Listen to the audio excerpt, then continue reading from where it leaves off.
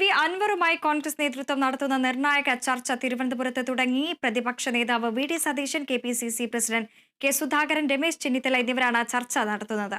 കോൺഗ്രസ് മുന്നോട്ട് വയ്ക്കുന്ന ഉപാധികളെക്കുറിച്ച് അറിയില്ലെന്ന് വി അൻവർ പറഞ്ഞു. വിശദാംശങ്ങളുമായി വിഷ്ണു കരുണാകരൻ ചേരുന്നു. വിഷ്ണു, യോഗം തുടങ്ങിയിരിക്കുന്നു. അതോടൊപ്പം തന്നെ പ്രധാന നേതാക്കളെല്ലാം തന്നെ എത്തിയിട്ടുണ്ട്. ഇനി പ്രധാനപ്പെട്ട തീരുമാനങ്ങളാണ് പുറത്തു വരേണ്ടത്. തീർച്ചയായിട്ടും യോഗം കുറച്ചു നേരം കൊണ്ട് തന്നെ തുടങ്ങിയിരുന്നു.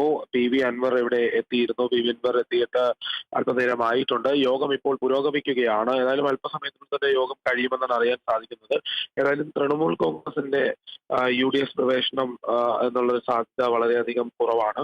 ഏതായാലും അനൗദ്യോഗിക ചർച്ചയാണ്. കൂടുതൽ വിവരം ചർച്ചയ്ക്ക് ശേഷം മാത്രമാണ് പറയാൻ സാധിക്കുമെന്ന് വി അൻവർ മുൻ MLA വി അൻവർ പറയുന്നുണ്ട്. കോൺഗ്രസ് മുന്നോട്ട് വയ്ക്കുന്ന ഉപാധികളെ കുറിച്ച് തനിക്ക് അറിയില്ലെന്നാണ് വ്യക്തമാക്കിയിട്ടുള്ളത്.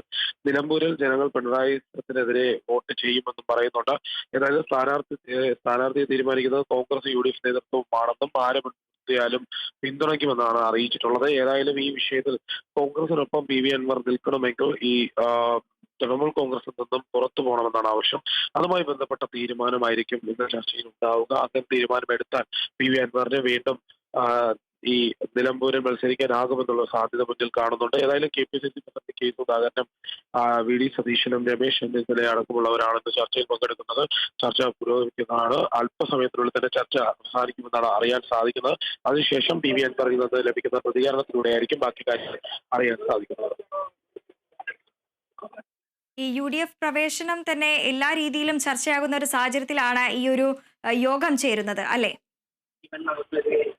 തീർച്ചയായും UDFന്റെ നേതൃത്വത്തിലുള്ള യോഗം തന്നെയാണ്. UDFന്റെ താല്പര്യപ്രകാരമുള്ള യോഗം തന്നെയാണ് ഇത്. ഈ യോഗത്തിലൂടെ തന്നെ വിവിധ വിഷയങ്ങൾ മുന്നോട്ട് വയ്ക്കുന്നത്. തൃണമൂൽ കോൺഗ്രസിൽ നിന്നും പിന്മാറണം എന്നുള്ള ആവശ്യം തന്നെയാണ്. അങ്ങനെയാണെങ്കിൽ സ്വന്തമായി പാർട്ടി രൂപീകരിച്ചാൽ പോലും UDFന്റെ ഭാഗത്തുനിന്ന് പിന്തുണ ഉണ്ടാകുമെന്ന് സൂചിപ്പിച്ചിട്ടുണ്ട്.